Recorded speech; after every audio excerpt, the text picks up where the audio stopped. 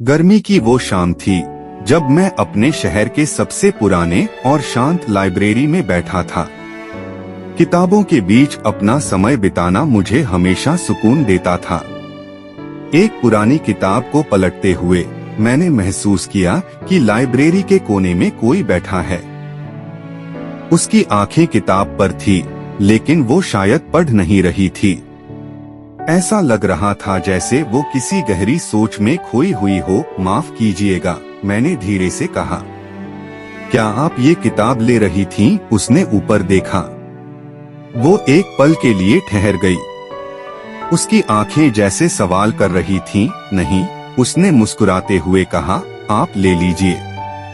मैं बस यहाँ थोड़ी देर शांति के लिए बैठी हूँ। उसकी आवाज में कुछ ऐसा था जो मुझे रुकने पर मजबूर कर गया। क्या आप अक्सर यहाँ आती हैं? मैंने पूछा। नहीं, उसने किताब बंद करते हुए कहा। आज पहली बार आई हूँ। वैसे आप मैंने थोड़ा हिचकिचाते हुए कहा। हर हफ्ते।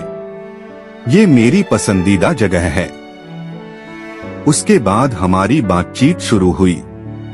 उसने अपना नाम बताया, अदिति। उसने कहा कि वो एक आर्किटेक्ट है और शहर में किसी प्रोजेक्ट के लिए आई है। हमारी बातचीत किताबों से शुरू हुई और फिर जिंदगी के सफर, सपनों और यादों तक पहुंच गई। तुम्हें किताबें क्यों पसंद हैं? उसने अचानक पूछा। क्योंकि ये मुझे वो दुनिया देती हैं जो मेरी अपनी नहीं होती, मैंने मुस्कुराते हुए जवाब दिया। और तुम्हें? क्योंकि ये मुझे मेरी ही दुनिया में खो जाने देती हैं, उसने कहा। उस शाम के बाद अदिति और मेरी मुलाकातें बढ़ने लगी। हर बार उसकी बातों में एक नई गहराई होती थी। उसकी आंखों में एक जादू था जो मुझे दीवाना कर गया। एक दिन हम एक कैफे में बैठे थे। क्या तुमने कभी सोचा है, अदिति ने कहा, कि हमारी लाइफ की सबसे खूबसूरत चीजें हमें तब मिलती हैं जब हम उन्हें ढूंढ नहीं रहे होते? शायद, मैंने जवाब दिया। जैसे तुम। वो हल्की सी हंसी हंस पड़ी। तुम्हें पता है तुम बहुत सीधे हो, और तुम्हें पता है तुम बहुत खास हो, मैंने बिना झिझक कह दिया। कुछ महीनों में उसका प्रोजेक्ट खत्म होने वाला था। ये बात मुझे बेचैन कर रही थी। तुम्हारे जाने के बाद ये शहर बहुत खाली हो जाएगा, मैंने कहा। लेकिन यादें तो यहीं रहेंगी न? उसने मुस्कुराते हुए कहा। उसकी ये बातें मुझे और ज्यादा दीवाना कर रही थीं। वो हर पल मेरे दिल के करीब होती जा रही थी। अदिति के जाने का ख्याल ही मेरे दिल को बेचैन कर रहा था। मैं जानता था कि हमारे पास समय कम है, लेकिन मैं हर पल को पूरी तरह जीने की कोशिश कर रहा था। एक दिन अदिति और मैं शहर के पुराने हिस्से में घूमने निकले। वो जगह उसकी पसंदीदा बन चुकी थी क्योंकि वहाँ की वास्तुकला उसे अपने काम से जोड़ती थी। देखो, अदिति ने एक पुरानी इमारत की ओर इशारा करते हुए कहा, ये खिड़कियाँ कितनी खूबसूरत हैं न? इनका डिजाइन ऐसा है जैसे हर खिड़की अपनी कहानी कह रही हो। और अगर ये खिड़कियाँ बोल सकती तो क्या कहती? मैंने मजाक में पूछा। शायद ये कहती कि हर चीज का एक वक्त होता है, उसने गहरी सांस लेते हुए कहा। उसके शब्द मेरे दिल को चीर गए।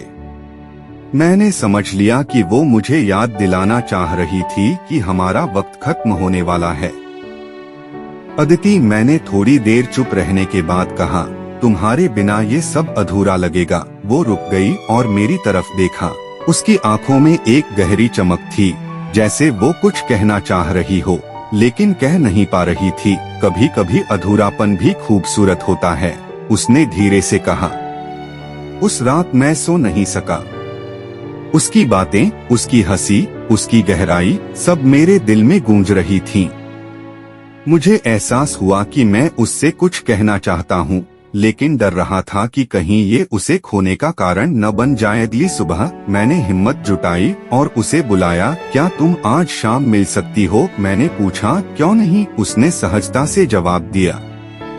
हम वही लाइब्रेरी में मिले जहाँ पहली बार हमारी मुलाकात हुई थी। तो आज यहाँ क्यों बुलाया? उसने पूछा, किताबों की ओर देखते हुए। क्योंकि ये जगह खास है और तुम्हारे साथ हर पल और खास बन जाता है। अदिति ने मुस्कुराते हुए कहा, तुम हमेशा इतनी गहरी बातें क्यों करते हो? क्योंकि तुम गहरी बातें सुनने के लायक हो, मैंने जवाब दिया। मैंने हिम्मत करके आगे कहा, अदिति, मैं तुम्हारे जाने से पहले कुछ कहना चाहता हूँ। मुझे नहीं पता तुम्हें ये कैसा लगेगा, लेकिन मैं इसे और अंदर नहीं रख सकता। वो चुपचाप मेरी तरफ देखती रही। उसकी आंखें मेरी बातों को समझने की कोशिश कर रही थीं। मुझे लगता है मैं तुमसे प्यार करता हूँ, मैंने कह दिया। कुछ पलों की खामोशी छा गई। मैं घबरा गया था कि शायद मैंने कुछ गलत कह दिया। तुम्हें पता है, उसने धीमे से कहा, मुझे भी ऐसा ही लगता है। उसका जवाब सुनकर मेरा दिल खुशी से भर गया। वो पल जैसे रुक सा गया, लेकिन उसने आगे कहा, हम दोनों जानते हैं कि मेरे जाने के बाद ये सब मुश्किल हो जाएगा। शायद, मैंने कहा, लेकिन मैं हर मुश्किल के लिए तैयार हूँ अगर तुम मेरे साथ हो। अदिति के प्रोजेक्ट खत्म होने का दिन आ गया। उसने अपने बैग पैक कर लिए थे और मैं उसे एयरपोर्ट छोड़ने गया। तो क्या तुम वादा करोगी कि मुझे कभी भूलोगी नहीं? मैंने पूछा। भूलना? ये कैसा सवाल है? उसने मुस्कुराते हुए कहा, तुम मेरी जिंदगी का सबसे खूबसूरत हिस्सा हो। हम दोनों ने अलविदा कहा, लेकिन हमारे दिल एक दूसरे से जुड़े रहे। उसके जाने के बाद हर दिन लाइब्रेरी में जाना मेरी आदत बन गई। हर किताब, हर कोना, हर याद उसकी मौजूदगी की गवाही देता था। गर्मी की वो शाम थी जब मैंने लाइब्रेरी में उस शांत कोने में बैठकर एक पुरानी किताब को पलटते हुए महसूस किया कि कोई मुझे देख रहा था। मैंने सिर उठाकर देखा और उसकी आंखें कुछ इस तरह थी जैसे वो किताब नहीं बल्कि किसी और दुनिया में खोई हुई हो। क्या आप ये किताब ले रही हैं? मैंने धीरे से पूछा। वो थोड़ी सी चौंकी और फिर मुस्कुराते हुए कहा, नहीं, आप ले लीजिए। मैं तो बस यहाँ शांति की तलाश में बैठी हूँ। उसकी आवाज में एक अजीब सी शांति थी, जैसे वो किसी गहरे अनुभव से गुजर रही हो। क्या आप अक्सर यहाँ आती हैं? मैंने पूछा। नहीं, उसने सिर झुकाते हुए कहा, आज पहली बार आई हूँ। वैसे आप? मैंने थोड़ा हिचकिचाते हुए कहा, हर हफ्ते। ये मेरी पसंदीदा जगह है। हमारी बातों में धीरे धीरे गहराई आने लगी। उसे सुनते हुए मुझे महसूस हुआ कि वो सिर्फ एक आर्किटेक्ट नहीं थी, बल्कि एक सृजनशील आत्मा थी जो अपनी कला और दुनिया को एक नजरिए से देखती थी जो मुझे कुछ खास महसूस कराता था। कुछ दिनों बाद एक कैफे में बैठते हुए अदिति ने मुझसे पूछा, क्या तुमने कभी सोचा है कि हमारी जिंदगी की सबसे खूबसूरत चीजें हमें तब मिलती हैं जब हम उन्हें ढूंढ नहीं रहे होते? शायद, मैंने मुस्कुराते हुए जवाब दिया, जैसे तुम। वो हंसी हंसी में बोली, तुम बहुत सीधे हो, जानती हो, और तुम बहुत खास हो, मैंने बिना झिझक कह दिया। उसकी हंसी में एक मिठास थी जो दिल को छू जाती थी। अदिति के प्रोजेक्ट के खत्म होने के दिन पास आ रहे थे और ये सोचकर मेरा दिल भारी हो जाता था। तुम्हारे जाने के बाद ये शहर बहुत खाली हो जाएगा, मैंने कहा। वो मुस्कुराते हुए बोली, लेकिन यादें तो यहीं रहेंगी न? उसकी ये बातें मेरे दिल में गहरे घर कर गईं। फिर भी मेरे भीतर एक बेचैनी थी। मैं जानता था कि हमारे बीच जो कुछ भी था वो बहुत खास था, लेकिन उसकी मर्जी को समझ पाना, मैं सोचने लगा था कि कहीं ये सब फिजूल तो नहीं हो रहा था। एक दिन जब हम पुराने शहर की गलियों में घूम रहे थे, अदिति ने एक पुरानी इमारत की ओर इशारा करते हुए कहा, देखो, इन खिड़कियों का डिजाइन कितना सुंदर है। ऐसा लगता है जैसे हर खिड़की अपनी कहानी कह रही हो। और अगर ये खिड़कियां बोल सकती तो क्या कहती? मैंने मजाक में पूछा। शायद ये कहती, हर चीज का एक वक्त होता है, उसने गहरी सांस लेते हुए कहा। उसके शब्दों में एक गंभीरता थी और मैंने महसूस किया कि वो मुझे उन खिड़कियों के माध्यम से हमारी स्थिति समझा रही थी। अदिति, मैंने थोड़ी देर चुप रहने के बाद कहा, तुम्हारे बिना ये सब अधूरा लगेगा। वो रुक गई और मेरी ओर देखा। उसकी आंखों में एक गहरी चमक थी, जैसे वो कहने वाली थी कुछ ऐसा जो उसने अब तक मुझसे नहीं कहा था। कभी कभी अधूरापन भी खूबसूरत होता है, उसने धीमे से कहा। उसकी ये बातें मेरे दिल को छू गईं और मैं समझ गया कि वह जानती है कि हमारी मुलाकातों का समय सीमित है। लेकिन उसने जो कहा वो कुछ और भी गहरी बात कह गया था। शायद यही अधूरापन हमें जीवन का असली मतलब समझा सकता था। रात को जब मैं सो नहीं सका, मैं बस यही सोचता रहा कि अगर हम दोनों के बीच कुछ है तो वो क्या है। क्या ये सिर्फ एक गुजरता हुआ एहसास है या फिर कुछ और? लेकिन मुझे डर था कि अगर मैंने अपने दिल की बात कही तो शायद सब कुछ बदल जाएगा। लेकिन फिर भी मैंने तय किया कि मुझे उसे सच बताना होगा। अगली सुबह मैंने उसे फोन किया और पूछा, क्या तुम आज शाम मिल सकती हो? क्यों नहीं, उसने सहजता से जवाब दिया। हम फिर उसी लाइब्रेरी में मिले जहां हमारी पहली मुलाकात हुई थी। जब वो किताबों की अलमारी के पास खड़ी थी, मैंने उससे पूछा, तो आज यहाँ क्यों बुलाया? क्योंकि ये जगह खास है, मैंने मुस्कुराते हुए कहा, और तुम्हारे साथ हर पल और खास बन जाता है। वो हल्के से मुस्कुराई और बोली, तुम हमेशा इतनी गहरी बातें क्यों करते हो? क्योंकि तुम गहरी बातें सुनने के लायक हो, मैंने बिना झिझक के कहा। मेरी हिम्मत बटोरते हुए मैंने अपनी बात पूरी की। अदिति, मैं तुमसे कुछ कहना चाहता हूँ। मुझे नहीं पता ये तुम्हें कैसे लगेगा, लेकिन मैं इसे और अंदर नहीं रख सकता। वो चुप रही और फिर मैंने कहा, मुझे लगता है मैं तुमसे प्यार करता हूँ। कुछ पल की खामोशी के बाद उसने धीरे से कहा, तुम्हें पता है मुझे भी ऐसा ही लगता है। उसकी यह बात सुनकर मेरा दिल खुशी से भर गया, लेकिन वह फिर बोली, लेकिन हम दोनों जानते हैं कि मेरे जाने के बाद यह सब मुश्किल हो जाएगा। शायद, मैंने कहा, लेकिन मैं हर मुश्किल के लिए तैयार हूँ अगर तुम मेरे साथ हो। अदिति के प्रोजेक्ट के खत्म होने का दिन आ गया। उसने अपने बैग पैक किए थे और मैं उसे एयरपोर्ट छोड़ने गया था। तो क्या तुम वादा करोगी कि मुझे कभी भूलोगी नहीं? मैंने उससे पूछा। वो मुस्कुराई और बोली, भूलना? ये कैसा सवाल है? उसने हल्के से कहा, तुम मेरी जिंदगी का सबसे खूबसूरत हिस्सा हो। अदिति के एयरपोर्ट जाने का समय करीब था और मेरे दिल में एक अजीब सी बेचैनी थी।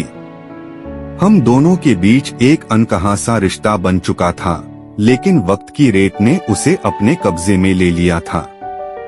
वह अपनी दुनिया में जा रही थी और मैं यहाँ उन यादों के साथ अकेला रह गया था जो हमें हमेशा जोड़ती थीं। हम एयरपोर्ट के पास एक पार्किंग लॉट में खड़े थे। उसका बैग उसकी पीठ पर था और वो एक आखिरी बार मुझसे देखकर मुस्कुराई। मैंने उसकी आंखों में देखा, वो आंखें जो मुझे हर बार कुछ नया सिखाती थीं, जो मुझे एक अजनबी दुनिया में ले जाती थीं। एक पल के लिए मुझे लगा जैसे यह पल कभी खत्म न हो। क्या तुम सच में जा रही हो? मैंने धीरे से पूछा। मेरी आवाज में एक उदासी थी। हाँ, उसने हल्के से सिर झुकाया, फिर मेरी तरफ देखा, लेकिन मेरे दिल का एक हिस्सा हमेशा तुम्हारे पास रहेगा। मैंने गहरी सांस ली। तुम्हारे बिना यह शहर खाली सा लगेगा। ये किताबों की अलमारियां, ये गलियां, ये गलियों की आवाजें, सब कुछ अधूरा सा लगेगा।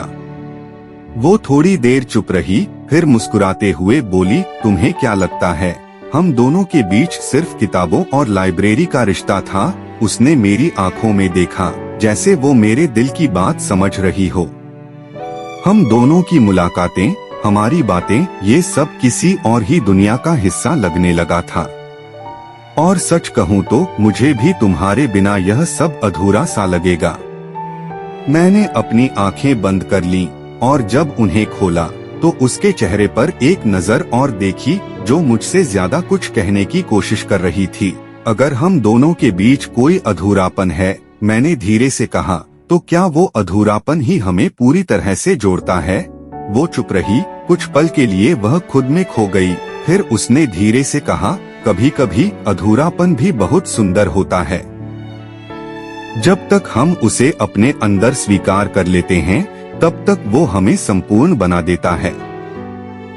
उसकी बातों में एक गहराई थी जो मुझे और भी ज्यादा आकर्षित कर रही थी। मेरी धड़कन तेज हो गई। मैंने उसके हाथ को पकड़ते हुए कहा, क्या तुम यह मानती हो कि हम दोनों के बीच कुछ ऐसा है जो वक्त और दूरी से परे है?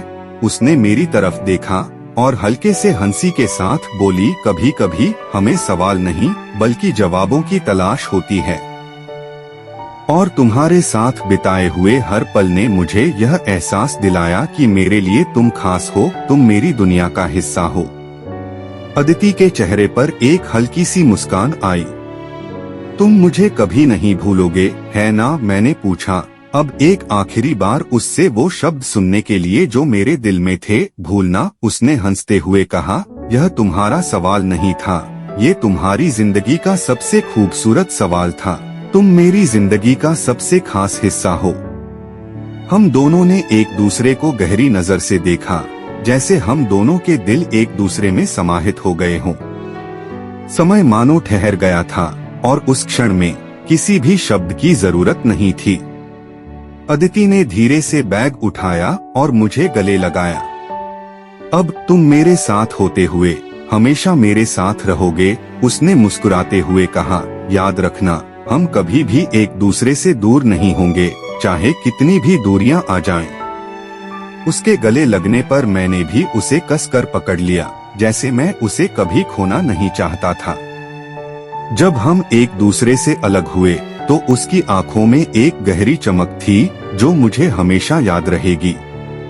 अदिति ने अपनी कार की तरफ कदम बढ़ाए और मुड़कर आखिरी बार मुझे देखा।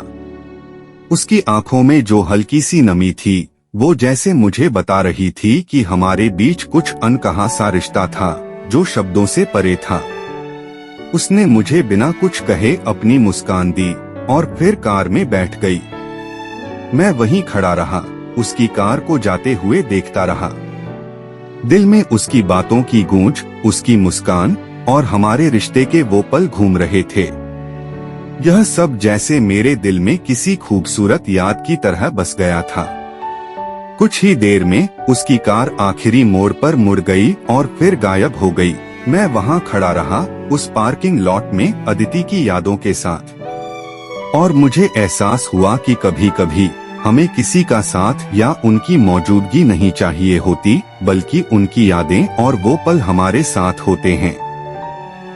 उस दिन के बाद लाइब्रेरी में मेरा जाना और भी ज्यादा खास हो गया। हर किताब, हर शेल्फ, हर कोना मुझे अदिति की याद दिलाता था। और अब मैं जानता था कि कुछ अधूरा होना भी किसी चीज की खूबसूरती को और बढ़ा सकता है, क्योंकि कभी कभी यही अधूरापन ही हमें अपने अंदर के गहरे एहसासों से मिलवाता है। उस दिन मैंने एक और किताब उठाई और उसे पलटते हुए मैंने महसूस किया कि वो किताब अब मुझे वही शांति दे रही थी जो पहले अदिति की बातें देती थी। और इस तरह मेरी जिंदगी में वो अधूरापन भी पूरा हो गया।